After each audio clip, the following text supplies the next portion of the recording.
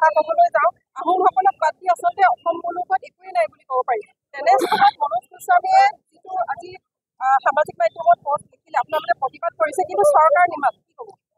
আচলতে অসমীয়া জাতিৰ এই মুহূৰ্তত যদি আটাইতকৈ ডাঙৰ গাদ্দাৰজন হৈছে তেখেত হৈছে মনোজ গোস্বামী ডাঙৰীয়া।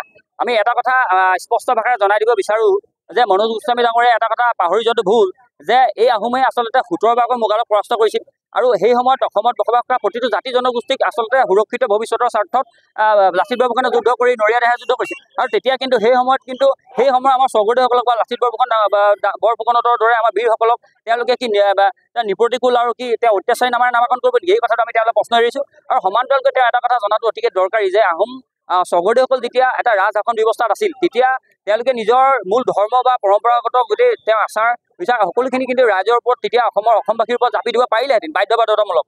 কিন্তু তেওঁলোকে তাকে নকৰি তেওঁলোকে অসমত বসবাস কৰা প্ৰতিটো জাতি জনগোষ্ঠীক একেলগে লৈ যোৱাৰ যি মানসিকতা প্ৰয়াস কৰিলে আচলতে সেই তাক যি উদাৰ দৃষ্টিভংগী সেই গোটেই কথা বতৰাখিনিৰ ওপৰত কি প্ৰতিকূল আশাৰে তেওঁ অহংকাৰে তেওঁ বিভূষিত কৰিব নেকি? এই কথাটো মনোজ গোস্বামী ডাঙৰীয়াৰ দৰে এগৰাকী সাংবাদিক আচলতে জনাটো অতিকে দৰকাৰী।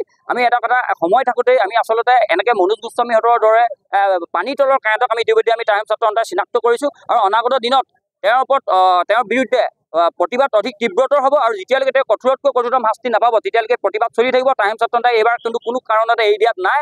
অসমত প্ৰয়োজনত আমি উজনি অসমত তেওঁৰ প্ৰৱেশ নিষিদ্ধ কৰিম। তেওঁ আনুষ্ঠানিক যিবোৰ অনুষ্ঠান থাকিব তেওঁ সভা সমিতিয়ে তাত গৈ আমি বাধা প্ৰদান কৰিবলৈ আমি কুণ্ঠাবোধ নকৰিম। এই কথাটো ইয়াৰ প্ৰতিবাদ চলিব আমি স্পষ্ট ভাষাৰে জনাই দিছোঁ।